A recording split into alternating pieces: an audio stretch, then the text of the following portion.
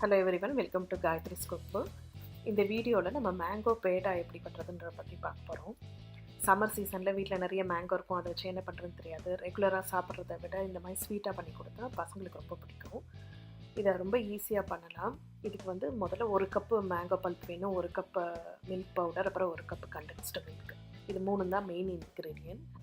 முதல்ல ஒரு பேனில் 2 டேபிள் ஸ்பூன் நெய்யை சூடாக்கிக்கோங்க. அது சூடானதும் 1 கப்பு கண்டென்ஸ்டு மில்க்கும் 1 கப்பு மில்க் பவுடரும் ஆட் பண்ணி அதை கைவிடாமல் கிளறிண்டே இருக்கணும். இந்த மிக்ஸு நல்லா சுருள வரணும். அதே சமயத்தில் அந்த பேனில் ஒட்டாமையும் இருக்கணும். அந்த மாதிரி ஸ்டேஜில் எடுத்து தனியாக வச்சுக்கோங்க.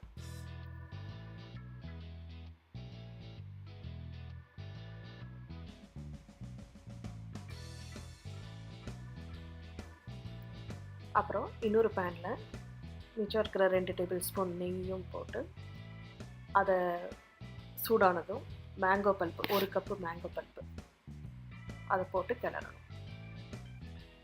உங்களுக்கு ஏலக்காய் ஸ்மெல்லு பிடிக்கும்னா ஏலக்காய் தூள் துளி போட்டுக்கலாம். அப்படி அந்த ஸ்மெல் வேண்டான்றவங்க மேங்கோ எசன்ஸ் ஒரு 2 ட்ராப் இப்போது அதை ஆட் பண்ணி அதை வச்சு கிளறிக்கோங்க. அதுக்கப்புறம் 1 டீஸ்பூன் கொஞ்சம் சூடாக இருக்கிற பாலில் குங்குமப்பூவை ஊற வச்சுட்டு அதையும் சேர்த்து கலந்துக்கலாம். இப்போ இந்த மேங்கோ பல்ப் நானா கெட்டியாக வந்ததுக்கப்புறம் நம்ம ஏற்கனவே எடுத்து வச்சுருக்கிற அந்த milk powder and condensed milk மிக்ஸை இதோட ஆட் பண்ணி எல்லாத்தையும் ஒன்றா சேர்ந்து கிளறணும்.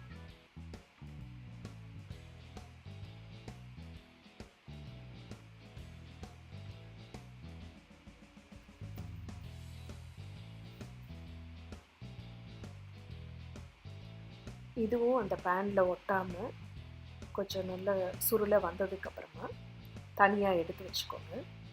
அது கொஞ்சம் ஆறுனதுக்கப்புறம் கை பொறுக்கிற சூடில் இருக்கும்போது இதை நம்ம ஷேப் பண்ணிக்கலாம்.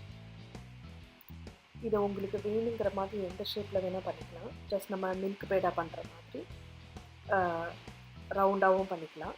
இல்லை உங்களுக்கு மேங்கோ மாதிரி ஷேப் பண்ணணுன்னாலும் அதையும் பண்ணிக்கலாம். இது லைட்டாக சூடாக இருக்கும்போது பண்ணால் தான் வரும். இதுக்கு கையில் கொஞ்சம் நெய்யை தடவிட்டு அதுக்கப்புறம் இதை ஷேப் பண்ணுங்கள்.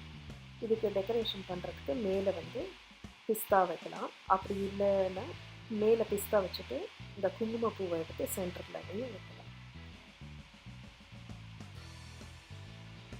இது ரொம்ப ஈஸிங்க. 30 மினிட்ஸ்க்குள்ளே இந்த ஸ்வீட் பண்ணிடலாம்.